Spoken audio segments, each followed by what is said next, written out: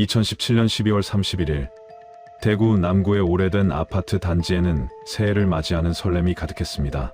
거리 곳곳에서는 폭죽이 터지고 사람들의 웃음소리가 울려 퍼졌지만 그 아파트 11층 한 세대만은 이상할 만큼 고요했습니다. 1990년대 후반에 지어진 이 낡은 건물은 세월의 흔적을 고스란히 간직하고 있었고 복도의 형광등은 깜빡거리며 불안정한 빛을 내뿜고 있었습니다. 그날 밤 22살의 젊은 엄마 이지은 씨와 그녀의 세 자녀가 흔적도 없이 사라졌습니다. 이야기 시작 전 구독과 좋아요는 영상 제작에 아주 큰 힘이 됩니다. 이지은 씨는 이혼한 지 얼마 되지 않은 상태였고 세 아이를 홀로 키우며 경제적으로나 정신적으로 극심한 어려움을 겪고 있었습니다. 아파트 안에는 식탁 위에 식어버린 국그릇이 그대로 놓여 있었고 베란다에는 젖은 빨래가 바람에 흔들리고 있었습니다. 반쯤 열린 창문 사이로 차가운 겨울바람이 들어와 커튼을 흔들었고 거실 바닥에는 아이들이 가지고 놀던 장난감들이 어지럽게 흩어져 있었습니다. 그 시각 아파트 단지 주민들은 새해를 맞이하기 위해 각자의 집에서 가족들과 함께 시간을 보내고 있었습니다. 텔레비전에서는 종각의 제야의 종타종 행사가 생중계되고 있었고 아이들은 부모와 함께 새해 소원을 빌며 즐거운 시간을 보내고 있었습니다. 하지만 이지은 씨의 집만은 그 어떤 소리도 들리지 않았고 창문 너머로 보이는 실내는 어둠에 잠겨 있었습니다.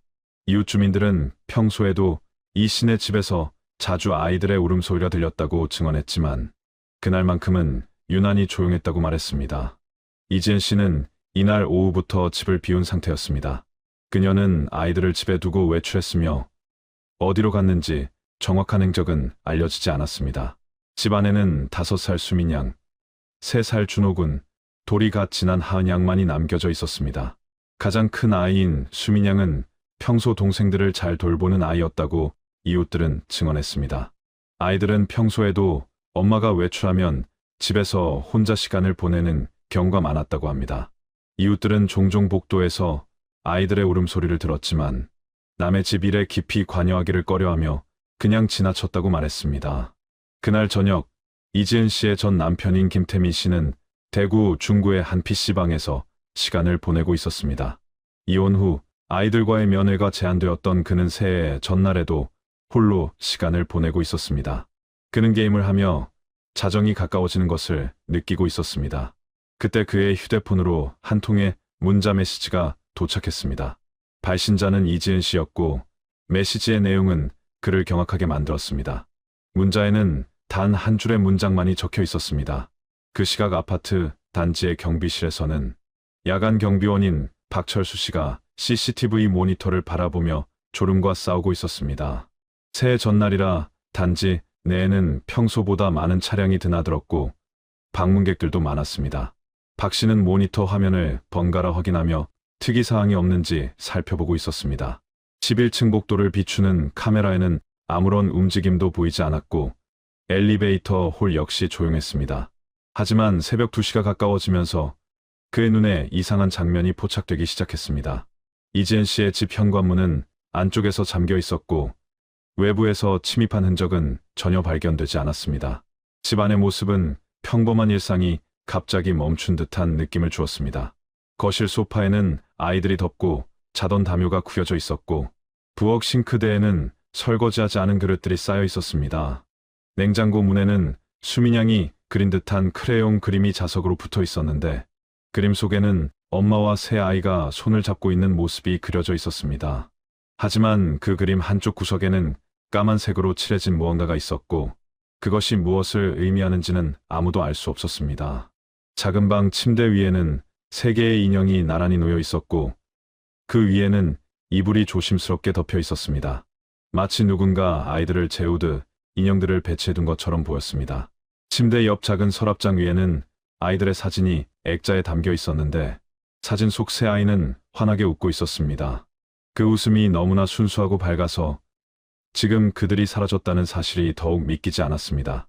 창문 밖으로는 대구 시내의 야경이 펼쳐져 있었고 멀리서 새해를 알리는 불꽃놀이가 터지고 있었습니다. 2018년 1월 1일 새벽 4시 23분 이지은 씨가 아파트 현관문 앞에 나타났습니다. 그녀는 비틀거리는 걸음으로 복도를 걸어왔고 옷은 젖어 있었으며 머리카락은 헝클어진 상태였습니다. 엘리베이터에서 내린 그녀의 모습을 포착한 CCTV 화면에는 초점 없는 눈빛과 창백한 얼굴이 선명하게 담겨 있었습니다. 그녀는 몇 번이나 현관문 비밀번호를 잘못 누르다가 마침내 문을 열고 집 안으로 들어갔습니다. 복도에 설치된 카메라는 그녀가 문을 열기 전 잠시 멈춰서서 무언가를 중얼거리는 모습을 기록했습니다. 이지은 씨가 집 안으로 들어서자 냉기가 감도는 정적만이 그녀를 맞이했습니다. 거실의 시계는 새벽 2시 15분을 가리킨 채 멈춰 있었고 텔레비전 화면에는 새해의 카운트다운이 끝난 후의 정지 화면이 그대로 남아 있었습니다. 그녀는 현관에서 신발을 벗으며 아이들의 이름을 불렀지만 대답은 없었습니다.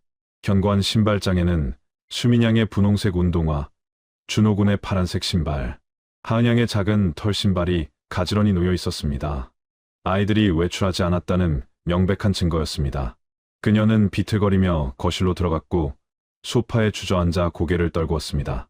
몸에서는 술 냄새가 강하게 풍겼고 그녀의 손목과 팔에는 여러 개의 긁힌 자국이 있었습니다. 옷깃은 찢어져 있었고 무릎 부분에는 흙이 묻어 있었습니다.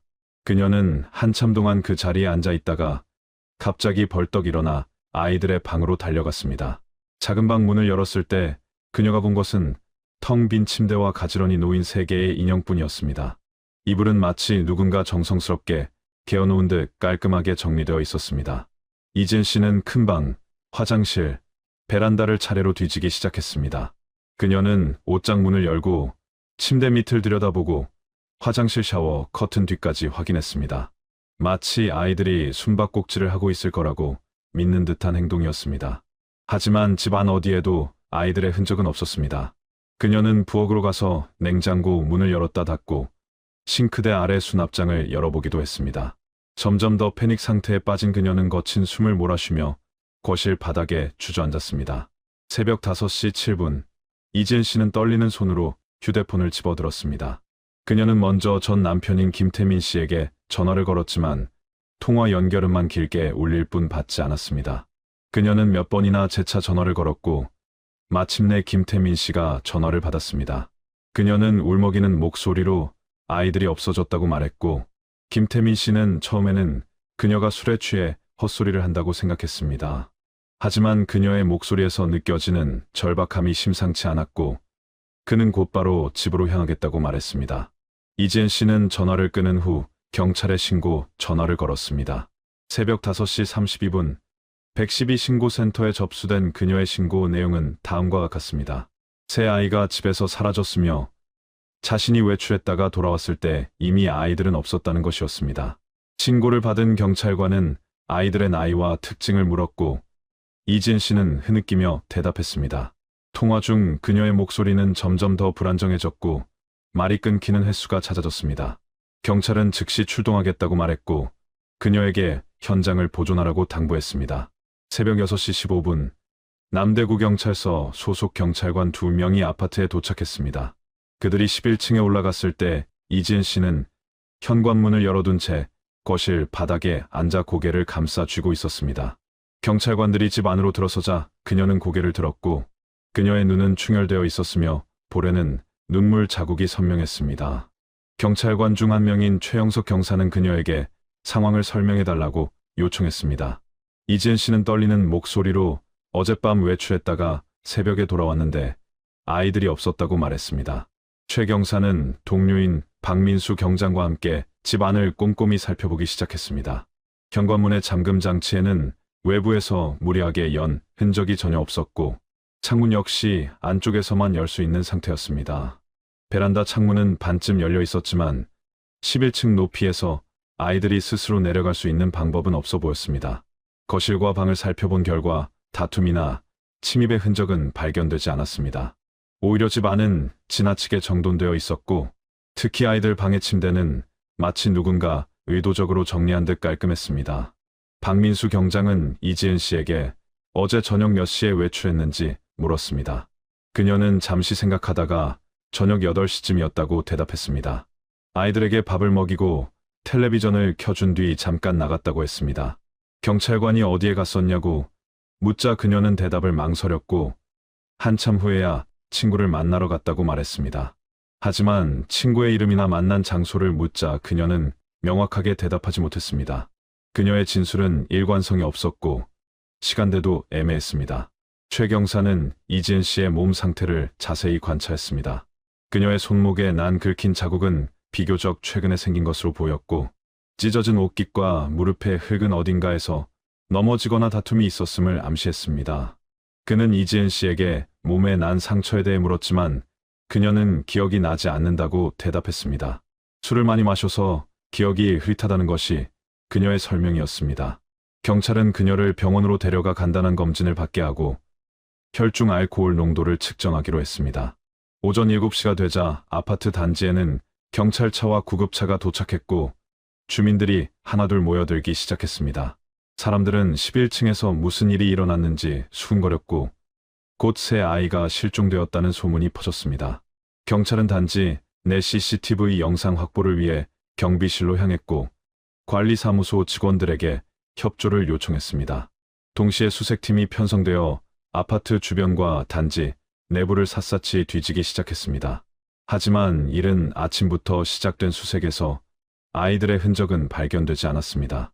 오전 8시 30분 남대구경찰서 형사과 소속 강민우 형사가 사건 현장에 도착했습니다. 그는 15년 경력의 베테랑 형사로 실종 사건을 여러 차례 담당했던 경험이 있었습니다. 강 형사는 현장을 둘러보며 세밀하게 관찰하기 시작했고 그의 눈에는 처음부터 이 사건이 단순한 실종이 아닐 수도 있다는 의심이 들었습니다.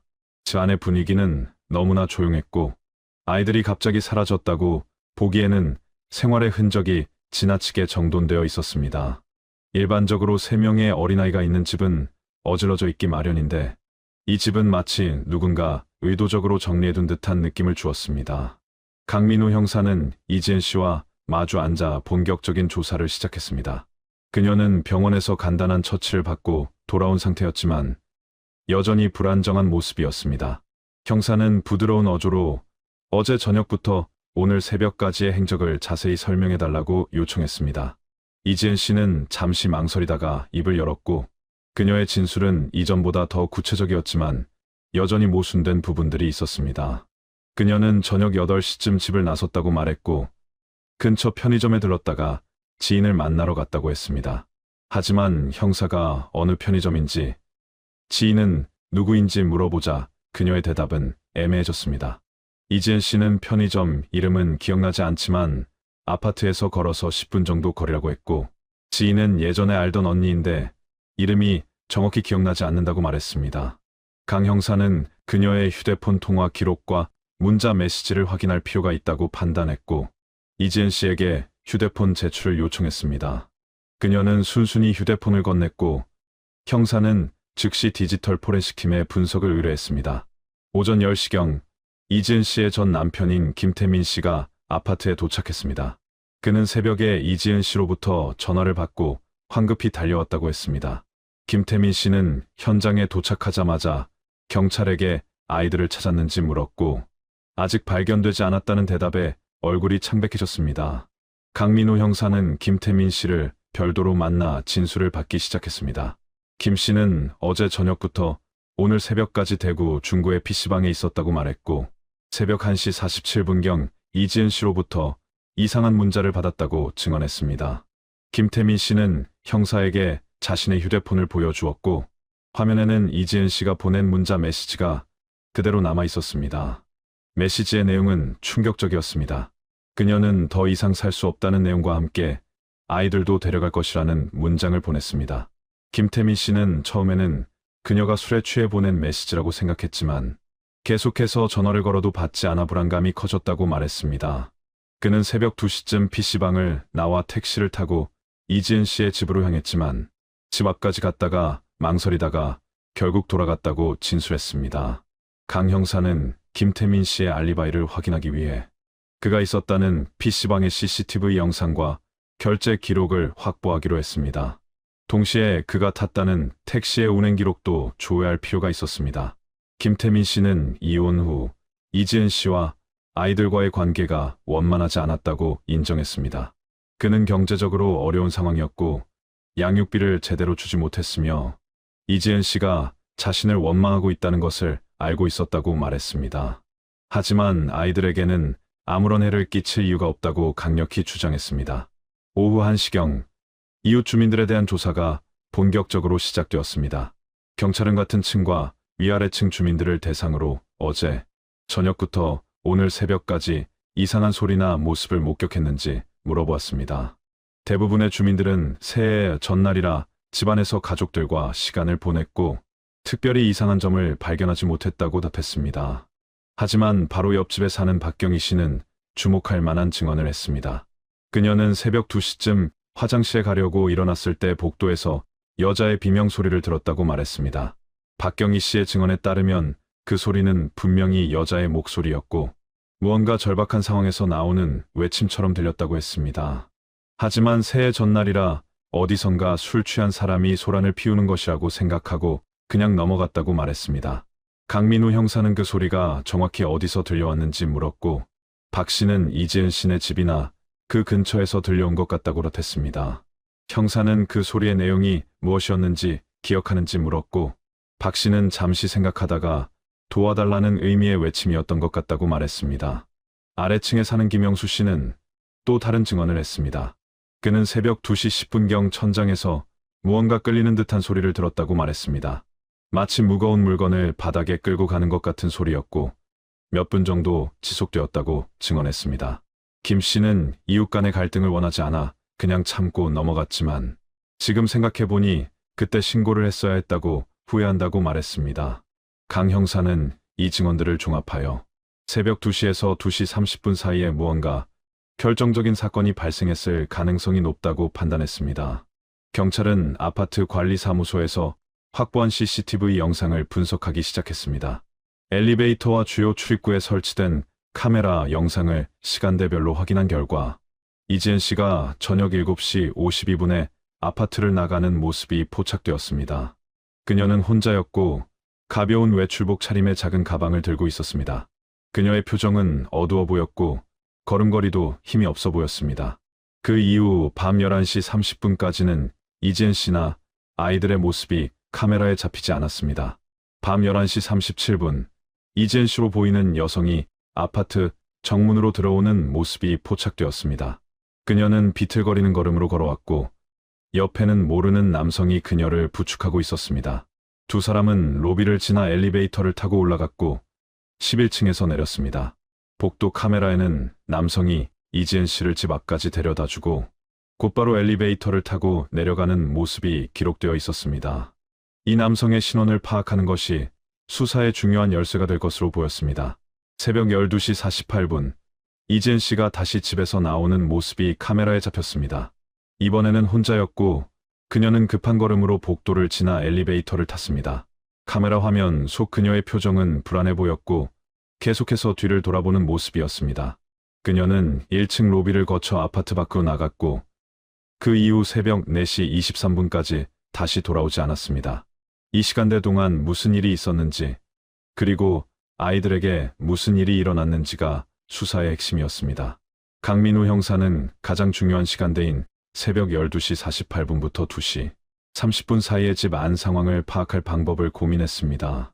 CCTV는 복도와 엘리베이터만 촬영할 뿐 집 안의 모습은 알 수 없었습니다.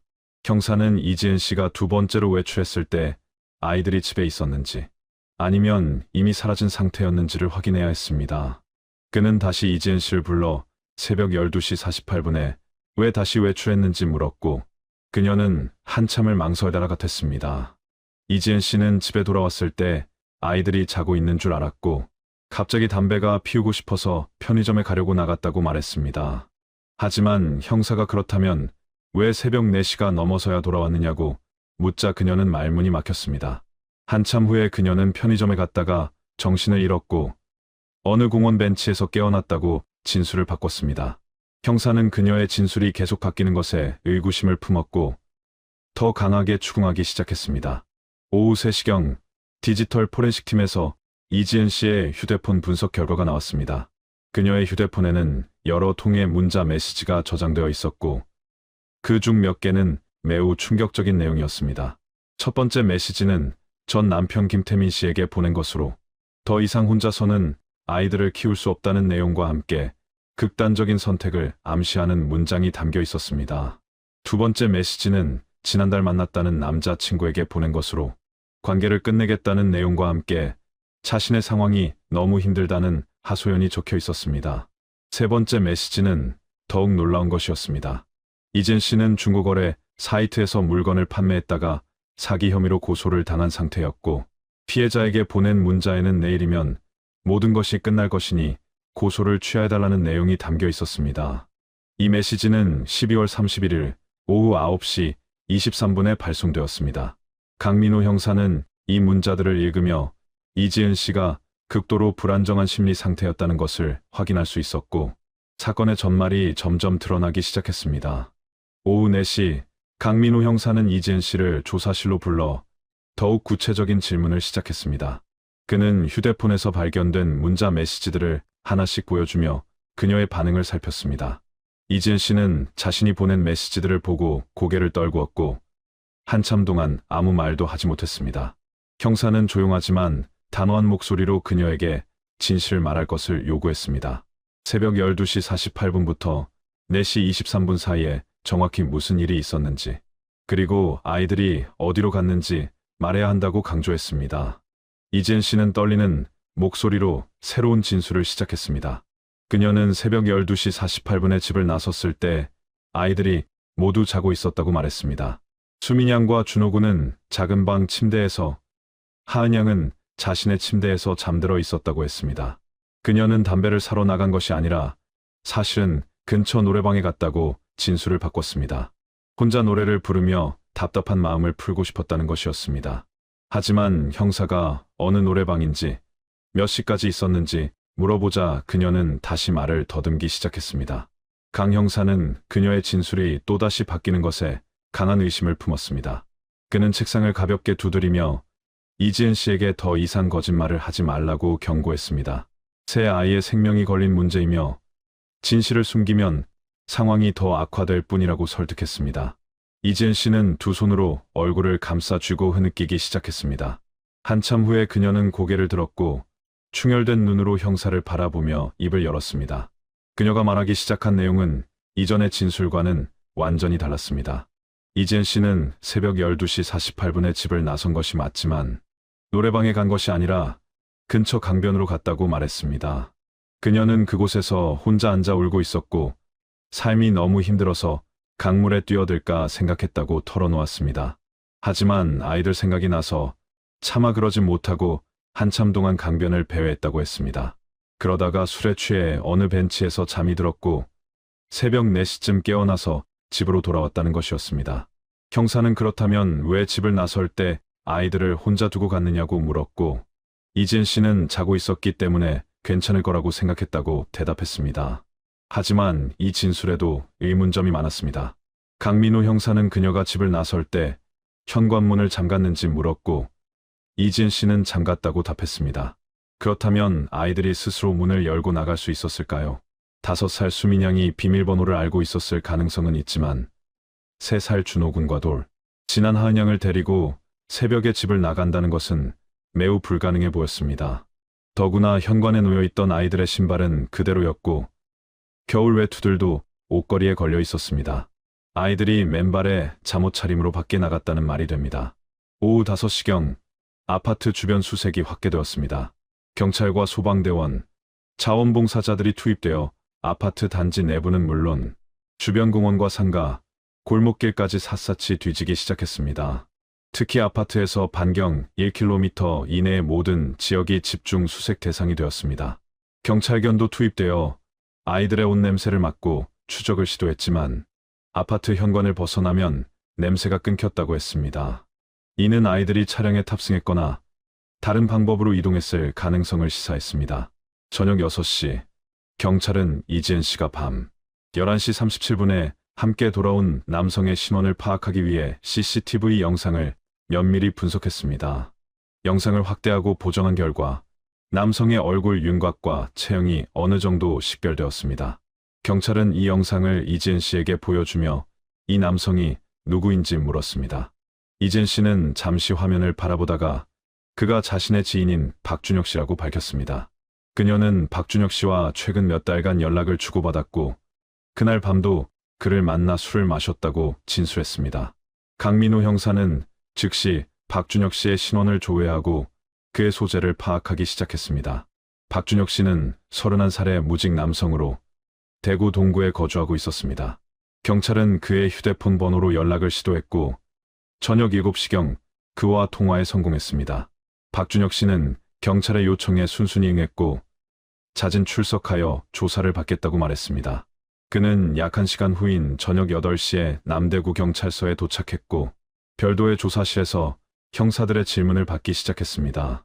박준혁 씨의 진술에 따르면 그는 12월 31일 저녁 9시경 이지은 씨로부터 전화를 받았다고 했습니다. 이지은 씨는 울먹이는 목소리로 너무 힘들다며 만나자고 했고 그는 대구 중구의 한 호프집에서 그녀를 만났습니다. 두 사람은 저녁 10시부터 11시 30분까지 술을 마셨고 이지은 씨는 계속해서 삶이 힘들다는 이야기를 반복했다고 합니다. 박준혁 씨는 그녀가 많이 취해서 집까지 데려다 주었고 현관문 앞에서 헤어졌다고 진술했습니다. 그는 집 안으로 들어가지 않았으며 아이들의 모습도 보지 못했다고 강조했습니다. 형사는 박준혁 씨에게 이지은 씨와의 관계를 물었고 그는 최근 몇 달 전 소개팅 앱을 통해 알게 되었다고 답했습니다. 두 사람은 몇 차례 만났지만 깊은 관계로 발전하지는 않았고 이지은 씨가 새 아이의 엄마라는 사실을 알고 있었다고 말했습니다. 박준혁 씨는 그날 밤 이지은 씨의 상태가 매우 불안정해 보였고 자신이 집까지 데려다 준 후 곧바로 택시를 타고 집으로 돌아갔다고 진술했습니다. 경찰은 그의 알리바이를 확인하기 위해 택시 운행 기록과 그의 집 근처 CCTV를 조회하기로 했습니다. 저녁 9시경 경찰은 이지은 씨가 들렀다는 호프집을 찾아가 당시 상황을 확인했습니다. 호프집 주인은 12월 31일 저녁에 젊은 남녀가 와서 술을 마신 것을 기억한다고 증언했습니다.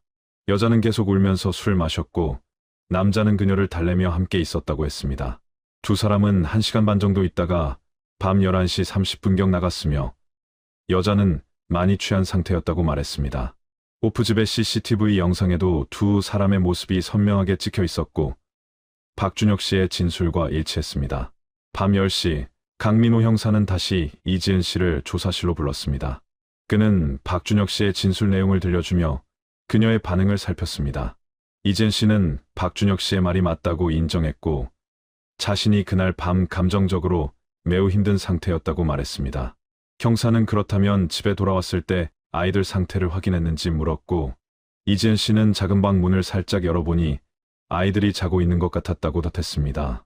하지만 형사가 정확히 들어가서 확인했느냐고 다그치자 그녀는 고개를 가로저었습니다.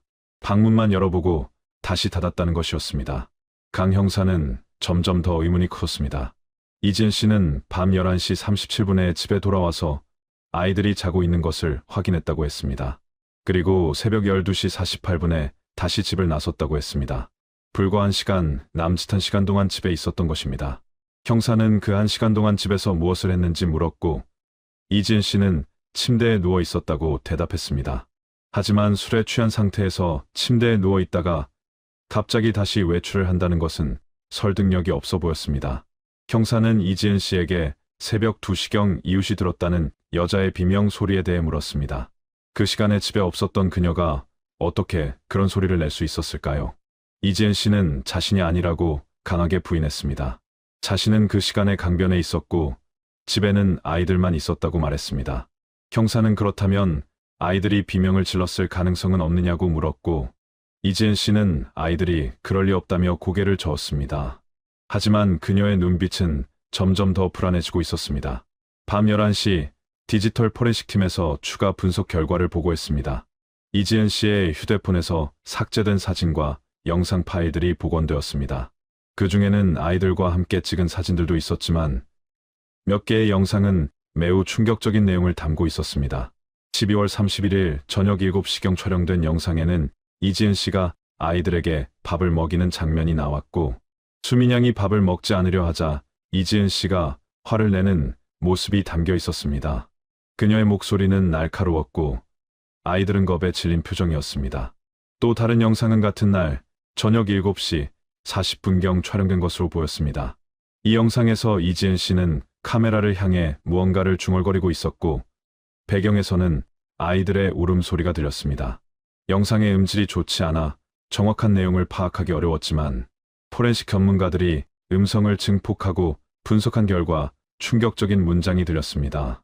이지은 씨는 카메라를 향해 아이들과 함께 다른 곳으로 가야겠다고 말하고 있었고 그 다른 곳이 어디인지는 명확하지 않았지만 불길한 느낌을 주었습니다. 2018년 1월 2일 새벽 1시 강민우 형사는 복원된 영상들을 반복해서 재생하며 분석에 몰두했습니다. 이지은 씨가 촬영한 영상 속에서 그녀의 심리 상태는 명백히 불안정했고 아이들을 향한 감정도 복잡하게 얽혀 있는 것처럼 보였습니다. 형사는 심리학 전문가에게 자문을 구했고 전문가는 이지은 씨가 극도의 스트레스와 우울증으로 인해 현실 인식 능력이 저하된 상태였을 가능성이 높다고 분석했습니다. 특히 새 아이를 혼자 키우는 경제적 부담과 이혼 후의 정신적 충격이 겹쳐 극단적인 선택을 고려했을 수도 있다는 의견이었습니다. 새벽 2시, 경찰은 김태민 씨의 알리바이를 재확인하기 위해 그가 있었다는 PC방의 CCTV 영상을 분석했습니다. 영상에는 김태민 씨가 12월 31일 저녁 8시 30분경 PC방에 입장하여 새벽 2시 10분경까지 자리를 지킨 모습이 선명하게 담겨 있었습니다. 그는 컴퓨터 앞에 앉아 게임을 하거나 휴대폰을 만지작거렸고 중간에 화장실에 다녀온 것 외에는 자리를 떠나지 않았습니다. PC방 카운터의 결제 기록도 그의 진술과 일치했습니다. 새벽 2시 10분에 요금을 정산하고 나간 그는 곧바로 근처 택시 승강장으로 이동했습니다. 택시 운행 기록을 조회한 결과 김태민 씨는 새벽 2시 17분에 택시를 탑승했고 목적지는 이지은 씨가 사는 아파트 단지였습니다. 택시는 새벽 2시 35분경 아파트 단지 앞에 도착했고 김태민 씨는 약 10분 정도 아파트 주변을 배회하다가 다시 택시를 타고 자신의 집으로 돌아갔습니다. 이 모든 기록이 김태민 씨의 진술과 정확히 일치했습니다. 강민우 형사는 김태민 씨가 사건과 직접적인 관련이 없다고 판단했지만 그가 아파트 앞까지 왔다가 돌아간 이유에 대해서는 더 자세한 조사가 필요하다고 생각했습니다. 새벽 3시 김태민 씨를 다시 조사실로 불러 추가 진술을 받았습니다. 형사는 그가 새벽 2시 35분경 아파트 단지에 도착했다가 집으로 돌아간 이유를 물었습니다. 김태민 씨는 한참을 망설이다가 입을 열었습니다. 그는 이지은 씨로부터 받은 문자 메시지 때문에 불안해서 아이들 상태를 확인하러 갔다고 말했습니다. 하지만 아파트 앞에 도착했을 때 11층 창문을 올려다보니 불이 꺼져 있었고 이 시간에 올라가서 소란을 피우면 이지은 씨와 또 다시 싸움이 벌어질 것 같아 그냥 돌아갔다고 진술했습니다. 형사는 김태민 씨에게 그 시간에 아파트 주변에서 이상한 점을 목격하지 못했는지 물었습니다. 김태민 씨는 잠시 생각하다가 한 가지를 떠올렸습니다. 그는 아파트 주차장 쪽에서 한 여성이 무언가를 차 트렁크에 싣는 모습을 멀리서 봤다고 말했습니다. 어두워서 얼굴은 확인할 수 없었지만 체형이나 옷차림이 이지은 씨와 비슷해 보였다고 증언했습니다. 하지만 확신할 수는 없다고 덧붙였습니다. 강 형사는 이 증언이 매우 중요할 수 있다고 판단하고 아파트 주차장 CCTV를 다시 면밀히 확인하기로 했습니다. 새벽 4시 경찰은 아파트 지하 주차장과 지상, 주차장의 모든 CCTV 영상을 시간대별로 분석하기 시작했습니다. 새벽 2시부터 3시 사이의 영상을 집중적으로 살펴본 결과 놀라운 장면이 포착되었습니다. 새벽 2시 43분경 한 여성이 지하 주차장, 비동 출입구에서 나와 주차된 차량 쪽으로 걸어가는 모습이 보였습니다. 영상을 확대한 결과 그 여성은 이지은 씨로 확인되었습니다. 그녀는 무언가 큰 가방이나 짐을 들고 있었고 힘겹게 끌고 가는 것처럼 보였습니다. 이지은 씨는 주차장 한쪽에 세워진 낡은 소형 승용차 트렁크를 열고 그 짐을 실었습니다. 차량 번호를 확인한 결과 그 차는 이지은 씨의 명의로 등록된 차량이었습니다. 그녀는 트렁크에 짐을 싣고 나서 다시 아파트 안으로 들어갔고 약 15분 후인 새벽 2시 58분에 다시 나타났습니다. 이번에는 더 큰 짐을 들고 있었고 역시 트렁크에 실었습니다. 그리고 새벽 3시 12분 그녀는 세 번째로 나타났고 이번에도 무언가를 차에 실었습니다. 세 차례에 걸쳐 짐을 실은 후 그녀는 운전석에 탑승했습니다. 새벽 3시 18분 이지은 씨가 운전하는 차량이 지하 주차장을 빠져나가는 장면이 출구 카메라에 포착되었습니다. 차량은 아파트 단지를 벗어나 북쪽 방향으로 향했고 단지 출입구 CCTV가 그 모습을 마지막으로 기록했습니다. 강민호 형사는 즉시 도로 곳곳에 설치된 교통 단속 카메라와 블랙박스 영상을 확보하기 위해 광역 수배를 지시했습니다. 이지은 씨의 차량이 어느 방향으로 이동했는지 그리고 최종 목적지가 어디였는지 추적하는 것이 사건 해결의 열쇠가 될 것이었습니다. 새벽 5시 경찰은 이지은 씨를 다시 조사실로 불러 주차장 CCTV 영상을 보여주었습니다. 화면 속에서 자신이 짐을 나르는 모습을 본 이지은 씨는 얼굴이 새하얗게 질렸습니다. 강민호 형사는 단도직입적으로 물었습니다. 트렁크에 실은 짐이 무엇이었는지 그리고 어디로 갔는지 말하라고 요구했습니다. 이지은 씨는 한참 동안 입을 열지 못하다가 떨리는 목소리로 대답하기 시작했습니다. 그녀는 그것이 집에서 쓰던 이불과 옷가지들이었다고 말했습니다. 너무 낡아서 버리려고 차에 실었다는 것이었습니다. 하지만 형사는 그 말을 믿지 않았습니다. 새해 첫날 새벽 3시에 이불을 버리러 나간다는 것은 상식적으로 이해할 수 없었습니다. 더구나 3차례에 걸쳐 나눠서 실었다는 것도 의심스러웠습니다. 형사는 차량이 어디로 갔는지 말하라고 다그쳤고 이지은 씨는 고개를 떨구었습니다. 한참의 침묵 후 그녀는 달성군 쪽으로 갔다고 말했습니다. 거기에 큰 쓰레기장이 있어서 거기에 버리려고 했다는 것이었습니다. 형사는 정확한 위치를 물었지만 그녀는 어둠 속에서 운전해서 정확히 기억나지 않는다고 대답했습니다. 새벽 6시 경찰은 달성군 일대의 교통 카메라 영상을 전수조사하기 시작했습니다. 대구 시내에서 달성군으로 이어지는 주요 도로들의 카메라 기록을 확인한 결과 이지은 씨의 차량이 새벽 3시 45분경 달성군 허원읍 방향으로 진입하는 모습이 포착되었습니다. 차량은 계속해서 서쪽으로 이동했고 새벽 4시 3분경 비슬산 자락의 한 저수지 근처를 지나가는 것이 마지막으로 확인되었습니다. 그 이후로는 카메라가 설치되지 않은 지역이라 차량의 행적을 더 이상 추적할 수 없었습니다. 강민호 형사는 즉시 달성군 허원읍과 비슬산 일대의 수색팀을 투입하기로 결정했습니다. 날이 밝기를 기다렸다가 새벽 7시부터 본격적인 수색 작업이 시작되었습니다. 경찰과 소방대원, 지역 자원봉사자들이 저수지 주변과 산길, 버려진 건물들을 뒤지기 시작했습니다. 특히 비슬산 자락에 있는 여러 개의 작은 저수지들이 집중 수색 대상이 되었습니다. 겨울철이라 저수지의 수위가 낮아진 상태였고 수색이 비교적 용이할 것으로 예상되었습니다. 오전 9시 수색팀 중 한 조가 허원읍에서 약 3km 떨어진 한 저수지에서 이상한 물건을 발견했습니다. 저수지 가장자리 갈대밭 사이에 어린이용 신발 한 짝이 떠 있었습니다. 분홍색 운동화로 수민양이 평소 신던 것과 똑같은 디자인이었습니다. 발견 즉시 경찰에 보고되었고 강민호 형사와 감식반이 현장으로 급파되었습니다. 신발은 조심스럽게 수거되어 증거물로 보존되었고 김태민 씨에게 확인을 요청한 결과 딸 수민양의 신발이 맞다는 답변이 돌아왔습니다. 오전 10시 30분 같은 저수지에서 추가 발견이 이어졌습니다. 저수지 중앙부 수면 위로 어린이 옷가지 몇 점이 떠올랐고 그 중에는 준호 군이 즐겨 입던 파란색 점퍼도 포함되어 있었습니다. 수색팀은 즉시 잠수 장비를 준비했고 소방대 잠수부들이 저수지 내부를 수색하기 시작했습니다. 저수지의 수심은 평균 4m 정도였지만 물이 탁하고 차가워 수색이 쉽지 않았습니다. 잠수부들은 수중 탐지 장비를 이용해 저수지 바닥을 천천히 훑어나갔습니다. 오전 11시 47분 저수지 수변에서 휴대폰 한 대가 발견되었습니다. 물에 젖어 있었지만 방수 케이스에 쌓여 있어 내부는 비교적 보존 상태가 양호했습니다. 휴대폰의 외관을 확인한 결과 이지은 씨가 사용하던 기종과 동일했고 뒷면에 붙어있던 스티커도 그녀의 것이 맞았습니다. 경찰은 즉시 이 휴대폰을 디지털 포렌식 팀에 넘겨 복구 작업을 시도했습니다. 방수 케이스 덕분에 내부 데이터가 살아있을 가능성이 높았습니다. 오후 1시 포렌식 팀에서 긴급 연락이 왔습니다. 휴대폰이 성공적으로 복구되었고 내부에 저장된 영상 파일이 발견되었다는 것이었습니다. 강민호 형사는 즉시 포렌식실로 달려갔고 복구된 영상을 재생했습니다. 화면 속에는 어둠 속에서 흔들리는 이지은 씨의 얼굴이 보였고 배경으로 저수지의 물소리가 들렸습니다. 영상은 새벽 4시 12분에 촬영된 것으로 기록되어 있었습니다. 이지은 씨는 카메라를 향해 무언가를 중얼거리고 있었고 뒤쪽에서는 아이들의 목소리가 희미하게 들렸습니다.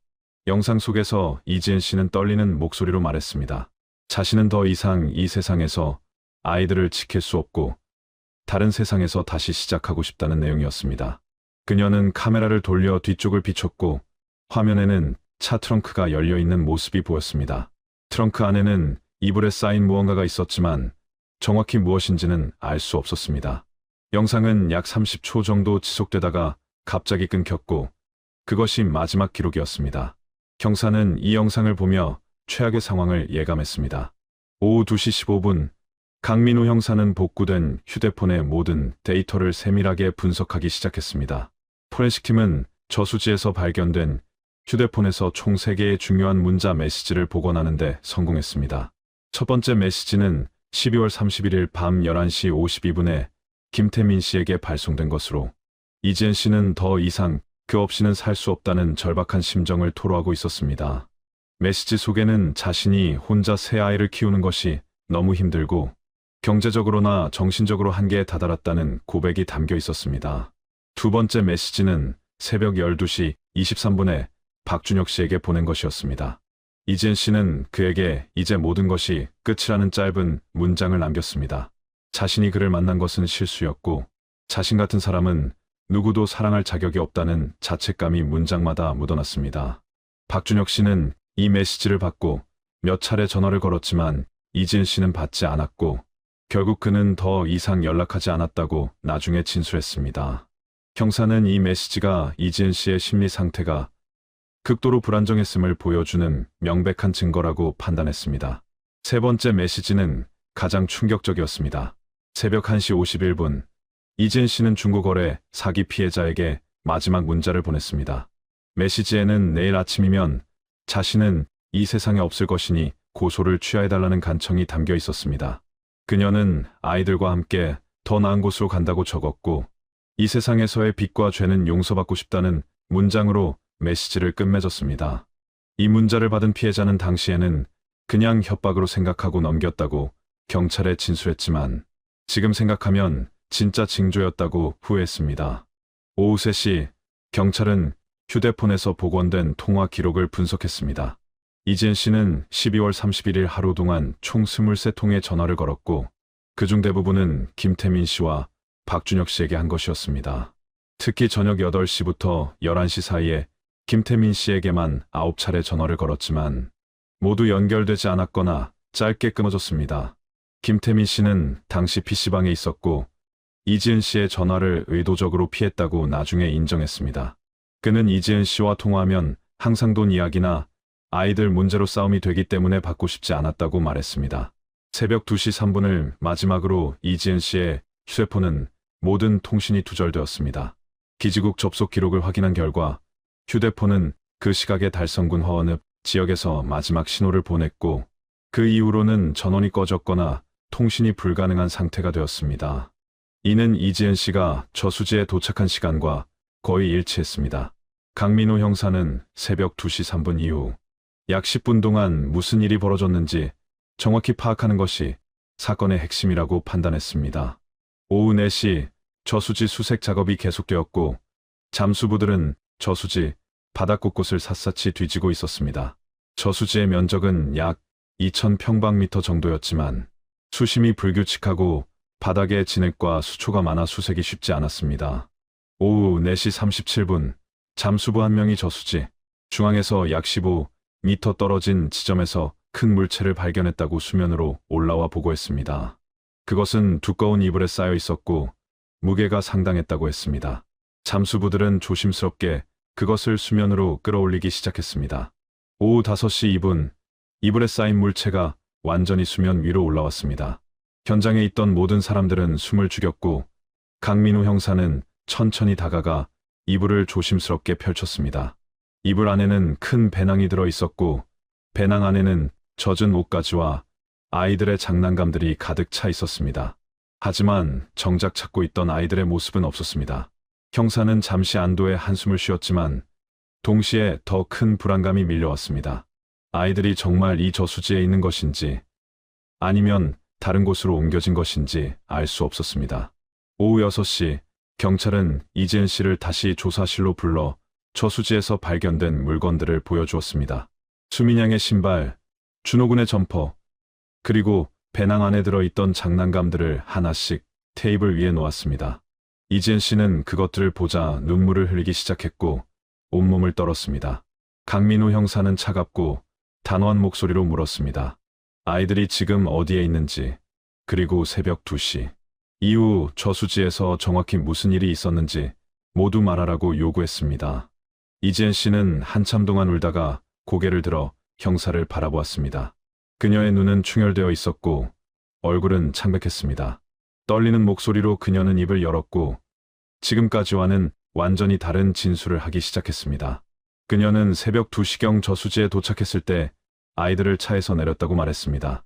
세 아이 모두 깨어 있었고 수민양은 엄마에게 어디 가느냐고 물었다고 했습니다. 이지은 씨는 아이들에게 잠깐 산책을 하자고 말했고 준호군과 하은양의 손을 잡고 저수지 가장자리로 걸어갔다고 진술했습니다. 저수지가에 도착했을 때 이지은 씨는 아이들에게 물가에서 놀자고 했다고 말했습니다. 겨울 새벽의 저수지는 어둡고 차가웠지만 아이들은 엄마의 말을 따랐습니다. 수민양은 무서워하며 집에 가자고 했지만 이지은 씨는 조금만 있다가 가자고 달랬다고 했습니다. 그녀는 아이들과 함께 물가에 앉아 있었고 하늘의 별들을 보며 아이들에게 이야기를 해주었다고 진술했습니다. 곧 더 좋은 곳에 갈 거라고, 그곳에서는 배고프지도 춥지도 않을 거라고 말했다는 것이었습니다. 강민우 형사는 그 다음에 무슨 일이 있었는지 물었습니다. 이지은 씨는 대답을 망설였고 눈물이 멈추지 않았습니다. 한참 후에 그녀는 떨리는 목소리로 계속 말했습니다. 자신이 아이들을 안아주고 있었는데 갑자기 하은양이 물 쪽으로 걸어가기 시작했다고 했습니다. 자신이 황급히 일어나 하은양을 잡으려 했지만 어둠 속에서 발을 헛디뎌 넘어졌고 그 사이 하은양은 물속으로 들어갔다고 진술했습니다. 수민양과 준호군도 하은양을 따라 물가로 달려갔고 자신이 정신을 차렸을 때는 이미 세 아이 모두 물속으로 사라진 후였다고 말했습니다. 하지만 형사는 이 진술을 전혀 믿을 수 없었습니다. 도리가 지난 하은양이 혼자 물속으로 걸어 들어간다는 것도 이상하고 5살 수민양과 3살 준호군이 동생을 따라 모두 물에 빠진다는 것은 상식적으로 납득이 되지 않았습니다. 더구나 이지은 씨가 정말로 아이들을 구하려 했다면 자신도 물에 뛰어들었어야 하는데 그녀의 옷은 일부만 젖어 있었고 완전히 물에 빠진 흔적은 없었습니다. 형사는 그녀가 여전히 진실을 숨기고 있다고 확신했습니다. 오후 7시 강민우 형사는 심리 전문가와 함께 이지은 씨를 다시 대면했습니다. 심리 전문가는 부드러운 어조로 이지은 씨에게 접근했고 그녀의 마음 상태를 이해한다고 말하며 신뢰를 쌓으려 했습니다. 전문가는 이지은 씨가 얼마나 힘든 시간을 보냈는지 그리고 새 아이를 혼자 키우는 것이 얼마나 버거웠을지 공감한다고 말했습니다. 이지은 씨는 처음으로 마음을 열기 시작했고 지난 몇 개월 동안 자신이 겪었던 고통에 대해 이야기하기 시작했습니다. 이지은 씨는 이혼 후 경제적으로 극도로 어려운 상황에 처했다고 말했습니다. 김태민 씨는 양육비를 제대로 주지 않았고 자신은 아르바이트로 생계를 유지했지만 새 아이를 먹이고 입히기에는 턱없이 부족했다고 했습니다. 빚은 점점 늘어났고 중고 물품을 팔아 돈을 벌려 했지만 그것마저 사기 혐의로 고소를 당했습니다. 그녀는 매일 밤 아이들이 잠든 후 혼자 울었고 이 상황에서 벗어날 방법을 찾을 수 없었다고 토로했습니다. 12월 들어 이지은 씨의 상태는 더욱 악화되었습니다. 그녀는 우울증 증세를 보이기 시작했고 때로는 아이들에게 화를 내기도 했습니다. 특히 수민양이 밥을 먹지 않으려 하거나 준호군이 울 때면 감정을 통제하지 못하고 소리를 지르기도 했다고 인정했습니다. 그녀는 자신이 나쁜 엄마라고 느꼈고 아이들이 자신 때문에 불행해진다고 생각했습니다. 12월 31일 새해 전날 밤에 그녀는 마침내 극단적인 결정을 내렸고 그것이 지금의 비극으로 이어졌다고 말했습니다. 오후 9시 심리 전문가는 이지은 씨가 극심한 산후우울증과 불안장애를 겪고 있었을 가능성이 높다고 진단했습니다. 그녀는 정신적으로 매우 불안정한 상태에서 충동적으로 행동했을 수 있고 현실 인식 능력이 심각하게 저하되어 있었다고 분석했습니다. 전문가는 이지은 씨가 아이들을 해칠 의도가 처음부터 있었다기보다는 극도의 절망감 속에서 잘못된 판단을 내렸을 가능성이 크다고 의견을 제시했습니다. 하지만 이것이 그녀의 행동을 정당화할 수는 없었습니다. 밤 10시 저수지 수색 작업은 어둠 때문에 중단되었고 다음 날 아침 해가 뜨면 다시 재개하기로 결정되었습니다. 강민우 형사는 현장을 떠나기 전 저수지를 한 번 더 둘러보았습니다. 차가운 겨울바람이 수면을 스치고 지나갔고 물결이 잔잔하게 일렁였습니다. 형사는 이 저수지 어딘가에 새 아이의 흔적이 남아있을 것이라고 확신했지만 아직 결정적인 증거를 찾지 못한 상태였습니다.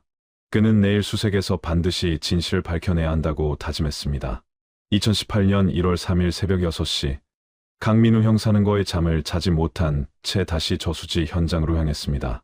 밤새 그는 사건의 모든 정황을 머릿속으로 정리하며 빠진 퍼즐 조각을 찾으려 했었습니다.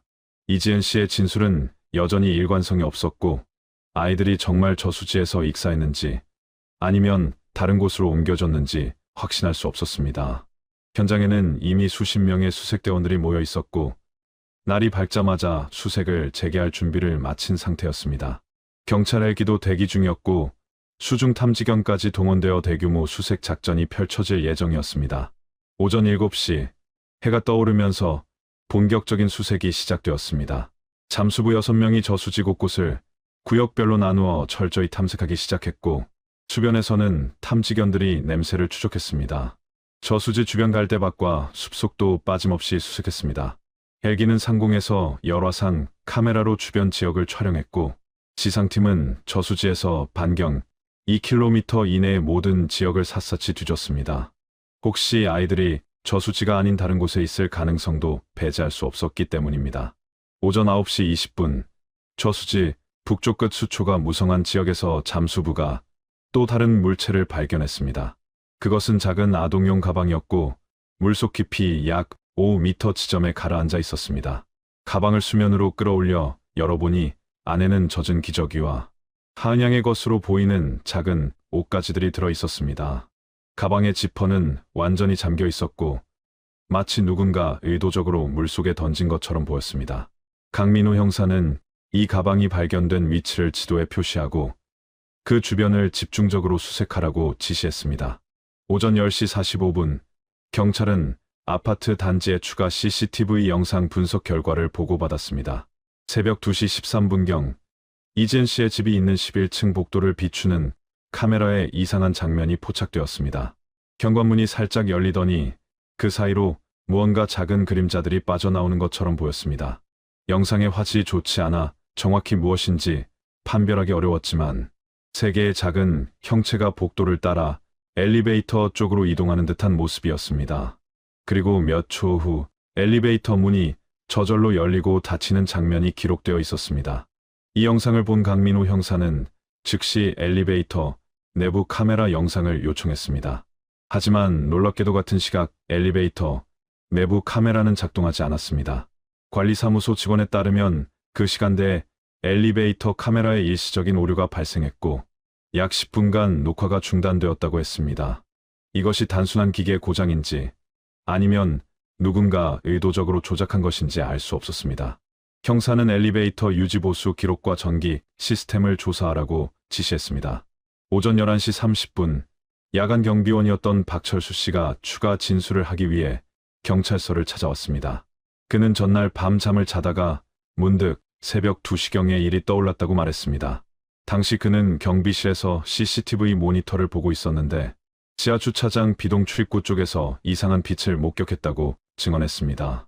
마치 손전등 같은 것이 움직이는 것처럼 보였고 누군가 주차장에서 무언가를 하고 있는 것 같았다고 했습니다. 하지만 새해 전날이라 단지 내에 사람들이 많았고 술 취한 주민이 차를 찾는 거라고 생각해 특별히 신경 쓰지 않았다고 말했습니다. 박철수 씨는 또한 새벽 3시 18분경 지하 주차장에서 차량 한 대가 빠져나가는 것을 모니터로 봤다고 증언했습니다. 그 차량이 이지은 씨의 차였는지는 확실하지 않지만 그 시간에 주차장을 나간 차량은 그것뿐이었다고 말했습니다. 차량은 속도를 내지 않고 천천히 움직였고 출구를 빠져나간 후 북쪽 방향으로 사라졌다고 했습니다. 강민우 형사는 이 증언이 기존에 확보한 CCTV 영상 분석 결과와 정확히 일치한다는 것을 확인했습니다. 정오 12시 이웃 주민인 박경희 씨가 경찰서로 다시 연락을 해왔습니다. 그녀는 새벽 2시경 들었던 비명 소리에 대해 더 자세히 기억이 났다고 말했습니다. 처음에는 단순히 여자의 비명이라고 생각했지만 다시 떠올려 보니 그 소리 뒤로 아이의 울음소리도 들렸던 것 같다고 증언했습니다. 매우 짧은 순간이었고 확신할 수는 없지만 분명 어린아이가 우는 소리가 섞여 있었다고 말했습니다. 이 증언은 새벽 2시경 집 안에서 무언가 심각한 일이 벌어졌을 가능성을 더욱 강하게 시사했습니다. 오후 1시 15분 아래층에 사는 김영수 씨도 추가 진술을 했습니다. 그는 새벽 2시 10분경 천장에서 들렸던 끌리는 소리에 대해 더 구체적으로 설명했습니다. 그 소리는 단순히 가구를 끄는 소리가 아니라 마치 무거운 물체를 조심스럽게 끌고 가는 듯한 소리였다고 했습니다. 소리는 침실 쪽에서 시작해서 현관 쪽으로 이동했고 약 5분 정도 지속되었다고 증언했습니다. 그리고 그 후로는 다시 조용해졌고 새벽 3시경까지 더 이상 아무 소리도 들리지 않았다고 말했습니다. 오후 2시 강민우 형사는 모든 증언과 증거들을 종합하여 사건의 시간대를 재구성했습니다. 이젠 씨는 새벽 12시 48분에 집을 나섰고 이 시점에 아이들은 집에 있었을 가능성이 높았습니다. 새벽 2시경 집 안에서 비명과 울음소리가 들렸고 2시 10분경 무언가를 끄는 소리가 들렸습니다. 2시 13분경 복도에서 작은 그림자들이 목격되었고 2시 43분부터 3시 12분까지 이지은 씨가 주차장에서 짐을 차에 실었습니다. 3시 18분에 차량이 아파트를 떠났고 4시 12분경 저수지에서 영상을 촬영했습니다. 이 시간대 재구성을 통해 형사는 중요한 의문점을 발견했습니다. 이지은 씨가 새벽 12시 48분에 집을 나갔다면 2시경에 집 안에서 들렸던 비명과 울음소리는 누구의 것이었을까요? 만약 아이들만 집에 있었다면 왜 그런 소리가 났을까요? 그리고 2시 13분에 복도에서 목격된 작은 그림자들은 정말 아이들이었을까요?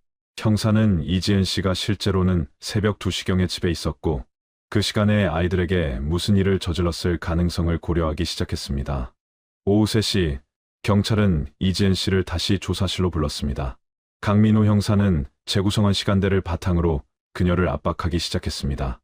그는 새벽 2시경 집 안에서 무슨 일이 있었는지 정확히 말하라고 요구했습니다.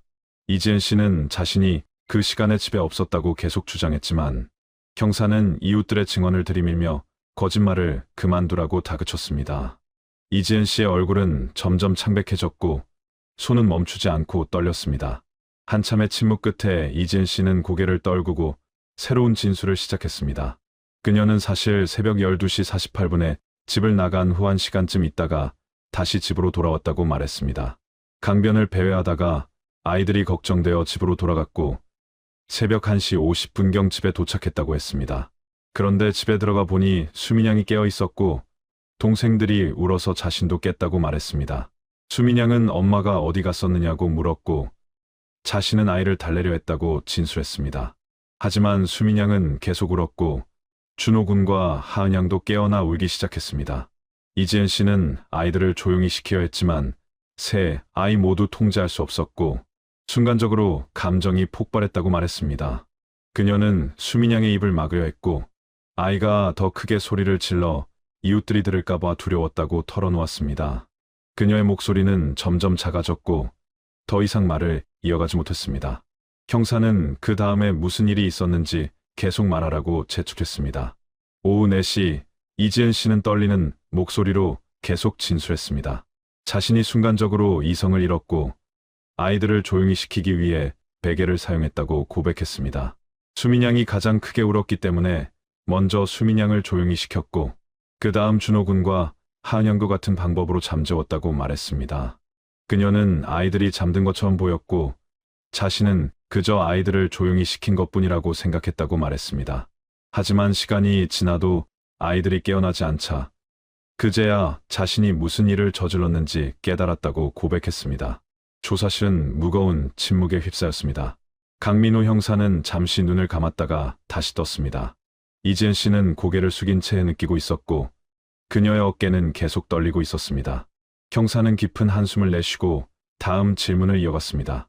그렇다면 왜 아이들의 시신을 저수지로 가져갔는지, 그리고 지금 아이들은 정확히 어디에 있는지 물었습니다. 이지은 씨는 한참을 울다가 대답했습니다.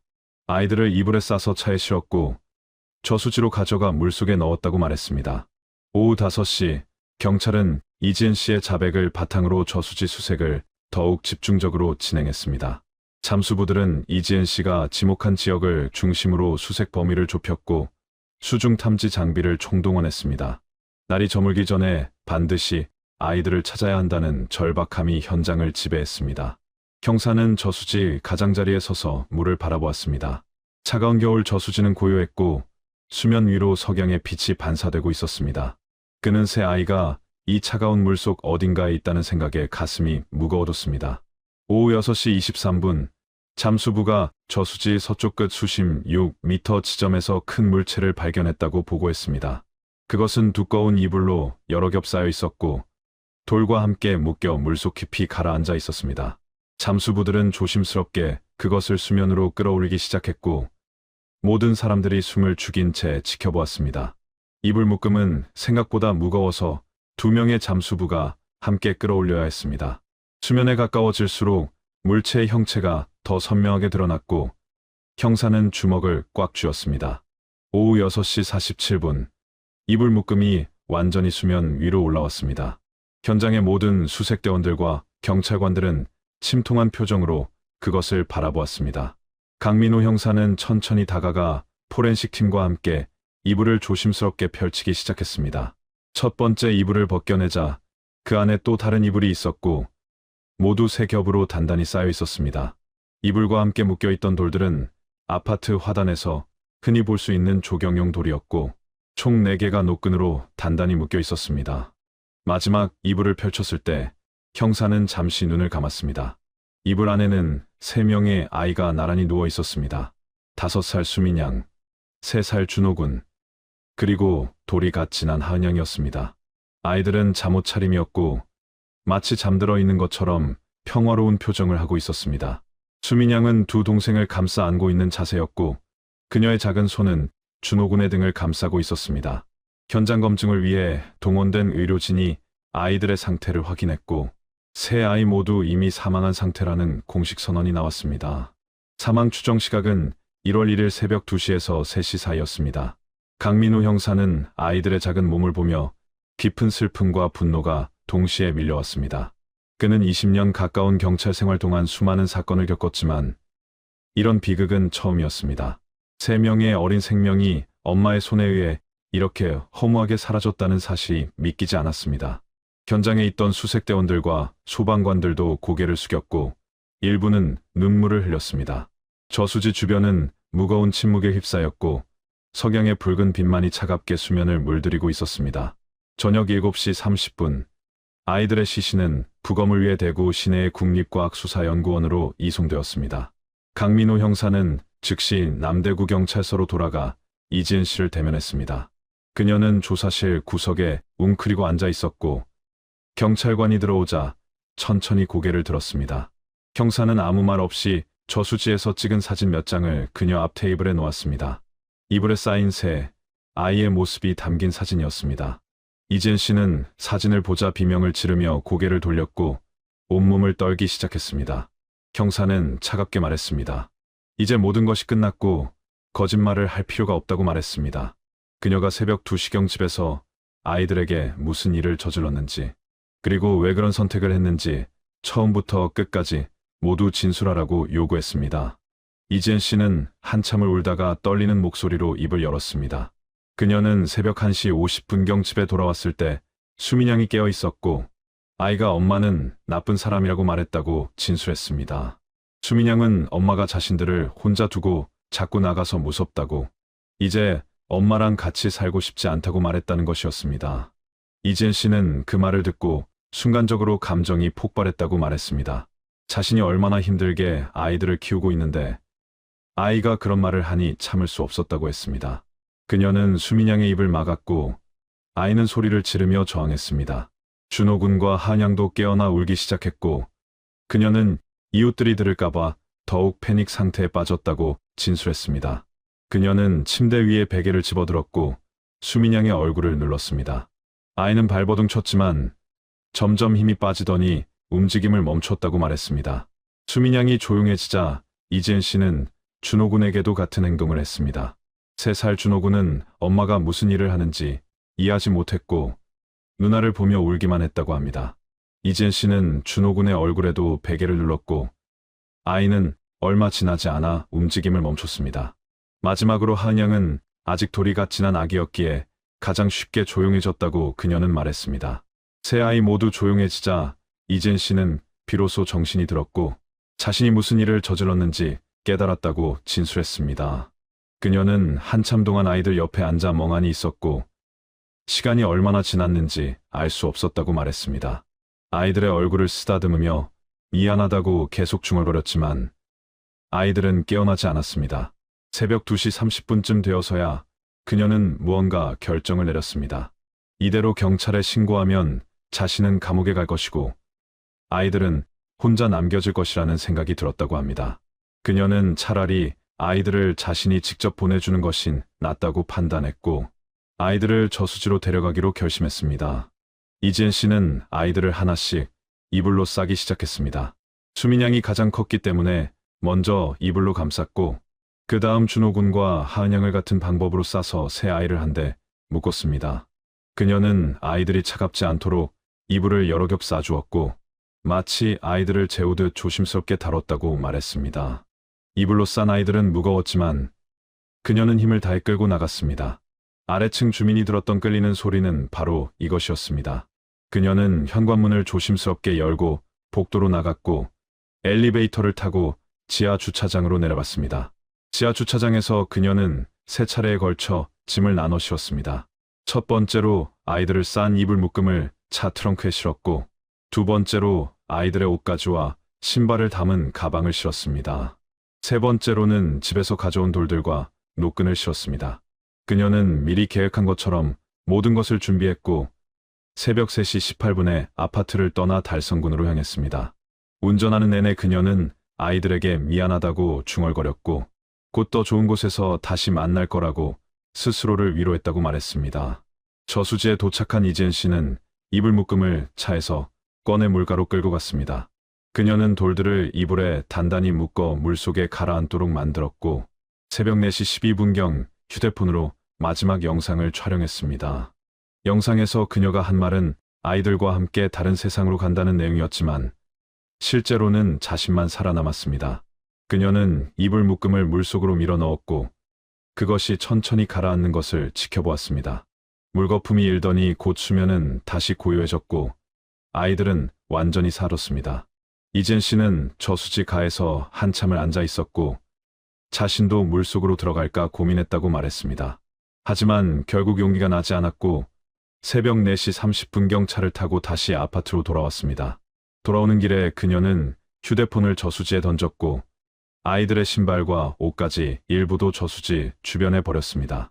아파트에 도착한 그녀는 집 안을 정리했고 아이들이 자던 침대를 깔끔하게 정돈했습니다.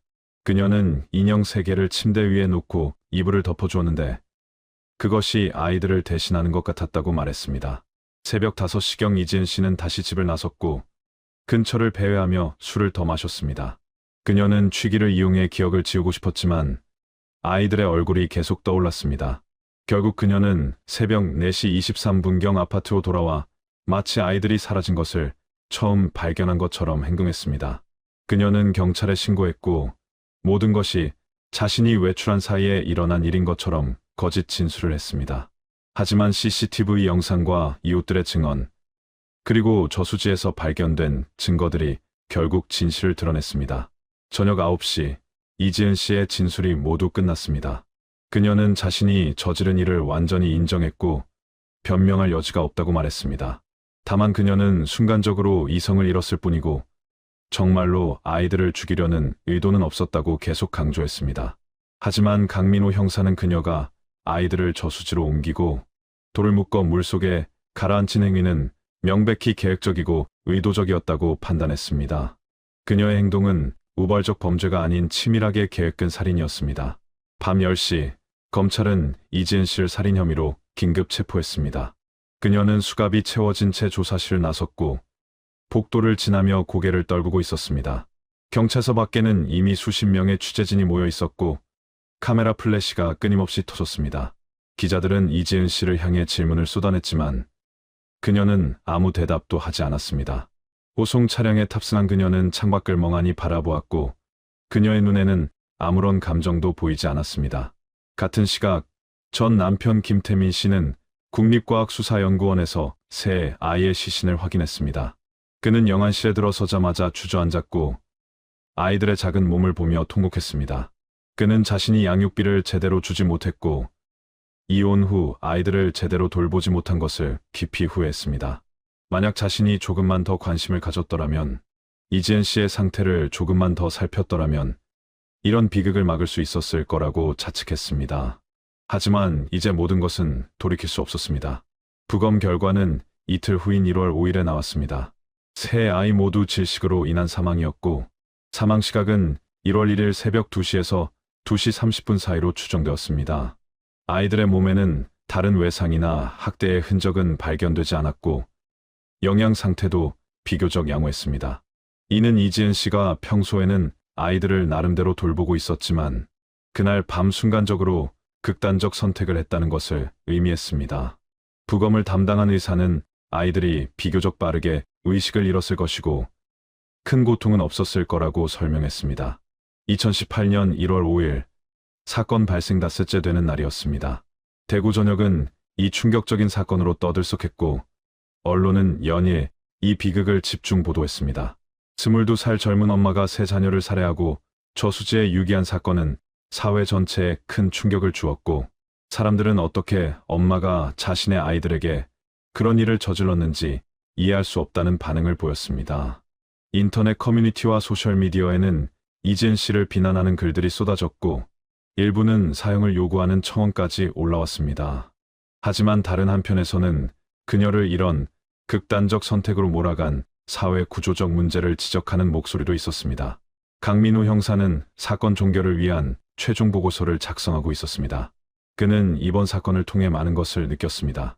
이지은 씨는 분명 용서받을 수 없는 범죄를 저질렀지만 동시에 그녀 역시 사회의 안전망에서 벗어난 희생자였을지도 모른다는 생각이 들었습니다. 22살의 나이에 새 아이를 홀로 키우며 경제적, 정신적으로 극한 상황에 내몰렸던 그녀에게 누군가 제때 도움의 손길을 내밀었다면 이런 비극은 막을 수 있었을지도 모른다는 아쉬움이 남았습니다. 대구지방검찰청은 이지은 씨를 살인 및 사체유기 혐의로 정식 기소했습니다. 검찰은 그녀가 계획적으로 세 자녀를 살해했고 증거를 인멸하기 위해 시신을 저수지에 유기했다고 판단했습니다. 특히 아이들을 저수지로 옮기고 돌을 묶어 가라앉힌 행위는 명백한 증거 인멸 의도가 있었다고 보았습니다. 검찰은 이지은 씨에게 무기징역을 구형할 계획이라고 밝혔고 사형까지 검토하고 있다고 언론에 알렸습니다. 이 발표 이후 여론은 더욱 들끓었고 사건은 전국적인 관심사가 되었습니다. 1월 8일 새 아이의 장례식이 조촐하게 치러졌습니다. 김태민 씨는 전 부인인 이지은 씨를 원망하면서도 동시에 자신의 책임도 크다고 고백했습니다.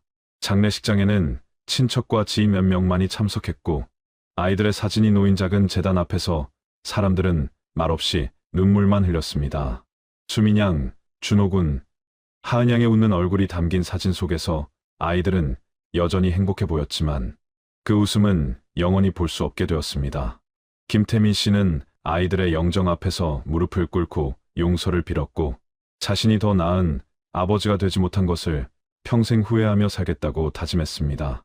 교도소에 수감된 이지은 씨는 매일 밤 악몽에 시달렸습니다. 꿈속에서 새 아이가 나타나 자신을 바라보았고 수민양은 왜 자신들을 버렸냐고 물었습니다. 그녀는 꿈에서 깨어나면 땀에 젖어 있었고 다시 잠들기를 두려워했습니다. 교도관들은 그녀가 정신적으로 매우 불안정한 상태라고 보고했고 정신과 상담을 정기적으로 받도록 조치했습니다. 이지은 씨는 상담사에게 자신이 정말 미쳤었다고, 그날 밤 자신이 아닌 다른 누군가가 자신의 몸을 지배한 것 같았다고 말했습니다. 하지만 정신과 전문의의 감정 결과 이지은 씨는 범행 당시 심신미약 상태가 아니었다고 판단되었습니다. 그녀는 자신의 행동이 무엇을 의미하는지 충분히 인지하고 있었고 범행 후 증거를 인멸하기 위해 계획적으로 행동했다는 점에서 완전한 책임 능력이 있다고 결론 내렸습니다. 다만 그녀가 장기간 우울증과 경제적 스트레스에 시달렸다는 점은 양형 참작 사유가 될 수 있다고 전문의는 덧붙였습니다. 이 감정 결과는 재판에서 중요한 증거로 제출될 예정이었습니다. 2월 중순 첫 공판이 열렸습니다. 법정에 선 이지은 씨는 검은색 수의를 입고 있었고 머리는 단정하게 뒤로 묶여 있었습니다. 그녀의 얼굴은 한 달 사이에 많이 야위었고 눈가에는 다크서클이 짙게 드리워져 있었습니다. 재판장이 피고인에게 최종 진술을 할 기회를 주었을 때 이지은 씨는 떨리는 목소리로 입을 열었습니다. 그녀는 자신이 저지른 죄가 너무 크고 무겁다는 것을 안다고 말했습니다. 아이들에게 정말 미안하고 만약 시간을 되돌릴 수 있다면 무슨 일이 있어도 그날 밤을 다시 살고 싶다고 말했습니다.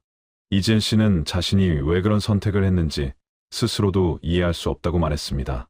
그날 밤 순간적으로 모든 것이 무너졌고 세상이 자신을 버렸다고 느꼈다고 털어놓았습니다.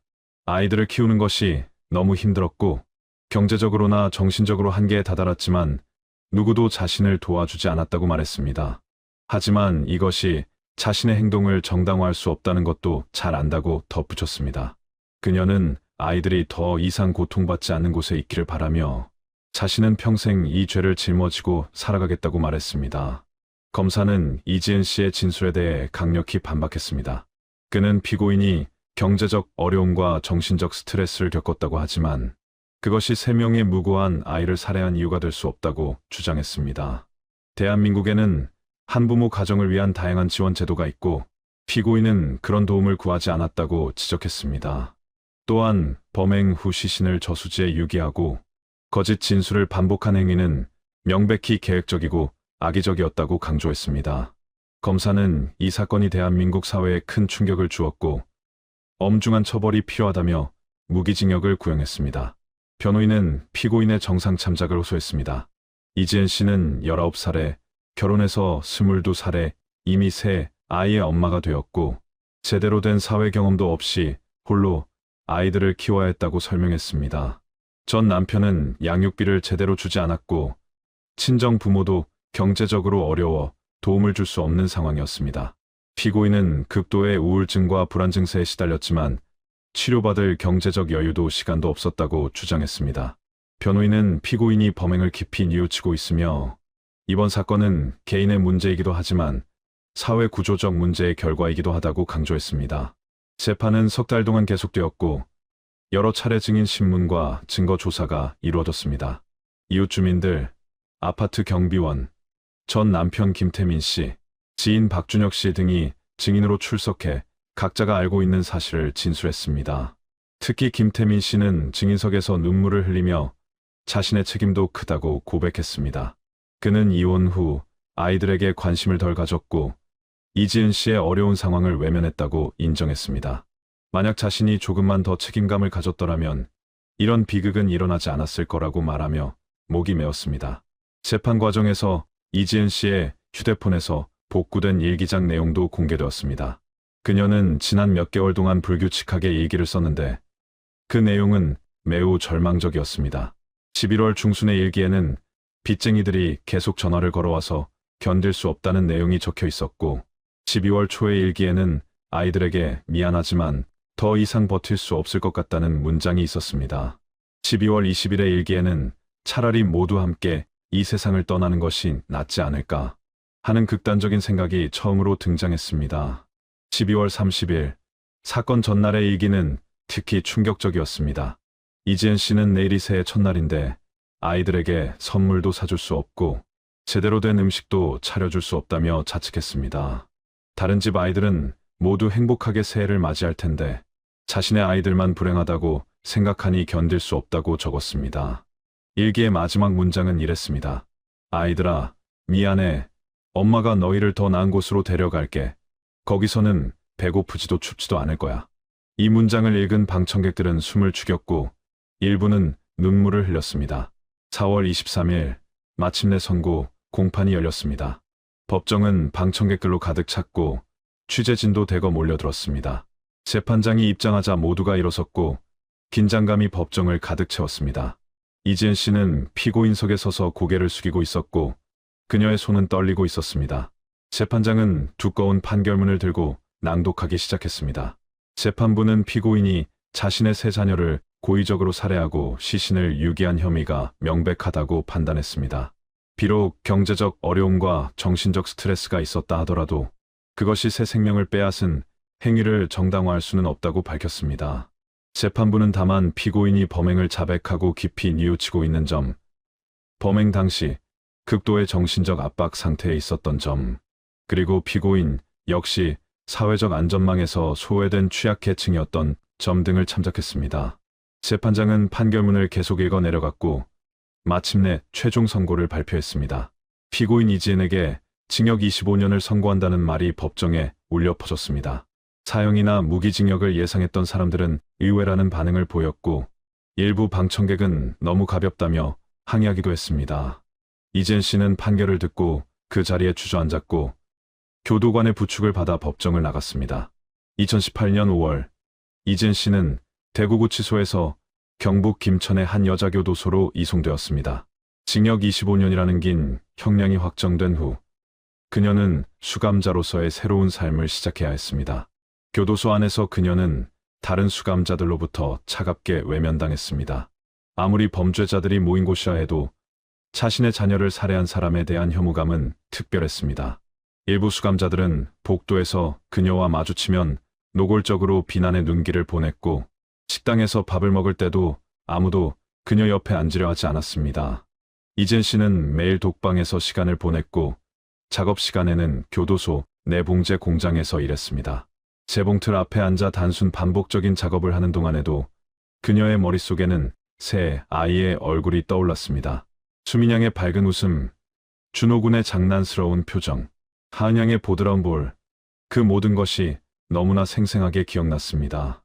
밤이 되면 그녀는 침대에 누워 천장을 바라보며 눈물을 흘렸고 아이들에게 용서를 빌었습니다. 하지만 아무리 후회해도 이미 돌이킬 수 없다는 사실이 그녀를 더욱 괴롭혔습니다. 교도소 내 심리상담사는 정기적으로 이지은 씨와 면담을 진행했습니다. 상담사는 그녀가 극심한 죄책감과 우울증으로 자해 위험이 있다고 판단하고 특별관리 대상자로 분류했습니다.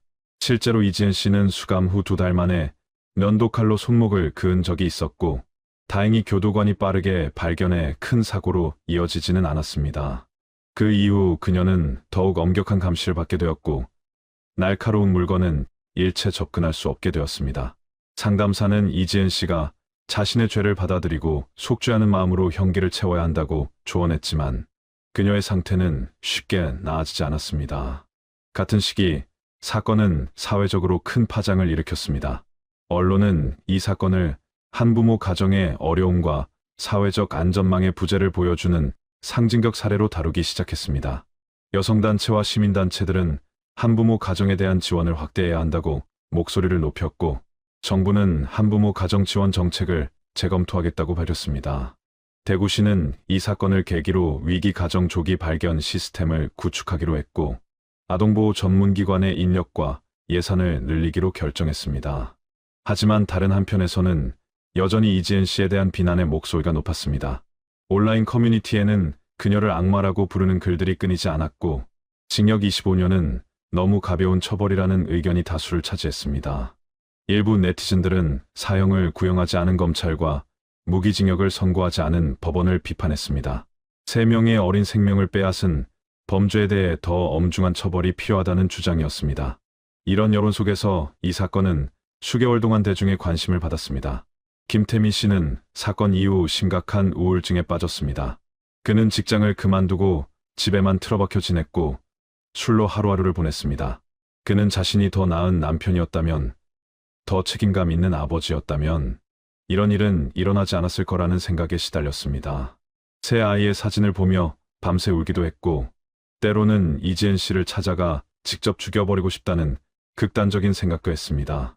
그의 가족들은 그를 정신과 병원에 데려갔고 의사는 외상 후 스트레스 장애 진단을 내렸습니다. 2018년 말 김태민 씨는 처음으로 교도소에 수감된 이지은 씨와 면회를 신청했습니다. 교도소 측은 피해자 가족과 가해자의 만남이 자칫 위험한 상황을 초래할 수 있다고 우려했지만 김태민 씨의 강력한 요청으로 결국 면회가 허락되었습니다. 면회실에 들어선 김태민 씨는 유리창 너머로 이지은 씨를 마주했습니다. 그녀는 몇 달 사이에 더욱 야위었고 눈빛은 생기를 잃어 있었습니다. 두 사람은 한참 동안 말없이 서로를 바라보기만 했습니다. 김태민 씨가 먼저 입을 열었습니다. 그는 떨리는 목소리로 왜 그런 일을 저질렀느냐고 물었습니다. 아무리 힘들어도 아이들을 죽일 이유는 없지 않았느냐고, 왜 자신에게 도움을 요청하지 않았느냐고 따졌습니다.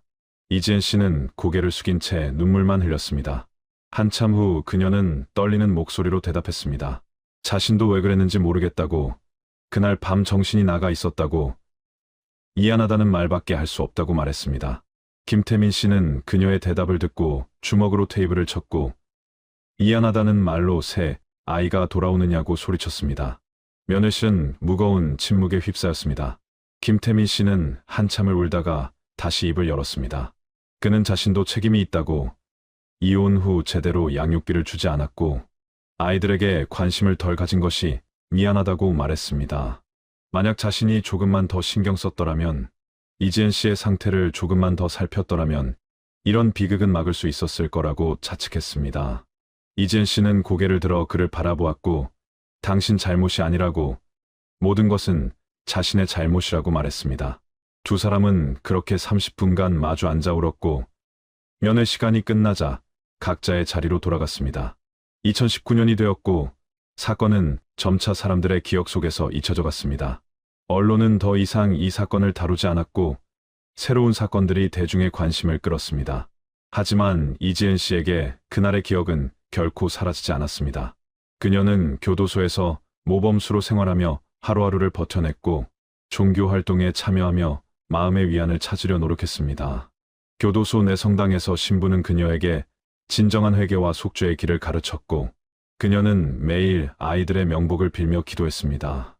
2020년 이지은 씨는 교도소 내에서 다른 수감자들을 돕는 봉사 활동을 시작했습니다. 글을 읽지 못하는 고령의 수감자들에게 편지를 대신 읽어주거나 새로 들어온 수감자들이 교도소 생활에 적응할 수 있도록 도왔습니다. 처음에는 그녀를 경계하던 다른 수감자들도 시간이 지나면서 조금씩 마음을 열었고 일부는 그녀의 이야기를 들어주기도 했습니다. 이지은 씨는 자신의 과거를 숨기지 않고 솔직하게 이야기했고 자신과 같은 실수를 반복하지 말라고 조언했습니다. 교도소 측은 이지은 씨의 모범적인 생활 태도를 인정했고 그녀를 교화 프로그램의 모범 사례로 소개하기도 했습니다. 하지만 그녀 스스로는 결코 용서받을 수 없다는 것을 알고 있었습니다. 밤이 되면 여전히 아이들의 얼굴이 떠올랐고 그들의 목소리가 들리는 것 같았습니다. 수민 양이 엄마라고 부르는 소리, 준호 군이 웃는 소리, 하은 양이 옹알거리는 소리가 귓가에 맴돌았습니다. 그녀는 25년의 형기가 끝나도 진정한 자유는 없을 것이라는 것을 알고 있었습니다. 2021년 1월 1일 사건이 발생한 지 정확히 3년이 되는 날이었습니다. 이지은 씨는 독방에 홀로 앉아 그날을 회상했습니다. 3년 전 그 새해의 전날 밤 자신이 다른 선택을 했더라면 어땠을까 하는 생각이 끊임없이 들었습니다. 만약 집을 나가지 않았더라면, 만약 술을 마시지 않았더라면, 만약 아이들에게 화를 내지 않았더라면 지금쯤 수민 양은 8살, 준호 군은 6살, 하은 양은 4살이 되어 있었을 것입니다. 아이들은 학교에 다니고 친구들과 놀고 행복하게 자라고 있었을 것입니다. 이지은 씨는 교도소 내 편지지를 꺼내 아이들에게 편지를 쓰기 시작했습니다. 수민이에게, 준호에게, 하은이에게라는 제목으로 3통의 편지를 썼습니다. 편지에는 미안하다는 말과 사랑한다는 말이 가득했습니다. 그녀는 아이들이 천국에서 행복하기를 바란다고 썼고 자신은 평생 그들을 그리워하며 살겠다고 약속했습니다. 언젠가 자신도 이 세상을 떠나 아이들을 만나게 되면 그때는 진심으로 용서를 구하겠다고 적었습니다. 편지를 다 쓴 그녀는 그것을 작은 봉투에 넣어 자신의 침대 밑 서랍 깊숙이 보관했습니다. 강민우 형사는 이 사건 이후 아동학대 및 가정폭력 사건에 더욱 민감하게 대응하게 되었습니다. 그는 위기 가정을 조기에 발견하고 개입하는 것이 얼마나 중요한지 깨달았고 대구시 아동보호 정책 자문위원으로 활동하며 제도 개선에 있었습니다. 그는 여러 강연에서 이 사건을 사례로 들며 사회적 안전망의 중요성과 취약계층에 대한 관심이 필요하다고 강조했습니다. 삼남매 실종 사건은 그의 경찰 생활에서 가장 가슴 아픈 사건으로 남았고 평생 잊을 수 없는 기억이 되었습니다. 대구 남구의 그 아파트는 여전히 그 자리에 서 있었습니다. 11층의 그 집은 사건 이후 오랫동안 비어 있었고 새로운 세입자가 들어오지 않았습니다. 사람들은 그 집에서 끔찍한 일이 일어났다는 것을 알고 있었고 아무도 그곳에서 살고 싶어 하지 않았습니다. 복도를 지나는 주민들은 그 집 앞을 빠르게 지나쳤고 아이들은 그 집 근처에서 놀지 않았습니다. 마치 시간이 멈춘 것처럼 그 집만은 3년 전 그날의 고요함을 간직하고 있었습니다. 사건이 발생했던 저수지는 여전히 달성군 화원읍의 조용한 곳에 자리하고 있었습니다. 저수지 가에는 작은 추모비가 세워졌고 거기에는 수민양, 준호군, 하은양의 이름이 새겨져 있었습니다. 가끔 지나가는 사람들이 그 앞에 꽃을 놓고 가기도 했고 특히 새해 첫날이 되면 누군가 촛불을 켜고 아이들의 명복을 빌었습니다. 저수지의 물은 계절에 따라 차오르고 줄어들었지만 그날의 비극은 영원히 이곳에 새겨져 있었습니다. 차가운 물결이 잔잔히 일렁일 때마다 사람들은 그날 사라진 새 아이를 떠올렸습니다. 끝까지 시청해 주셔서 감사합니다.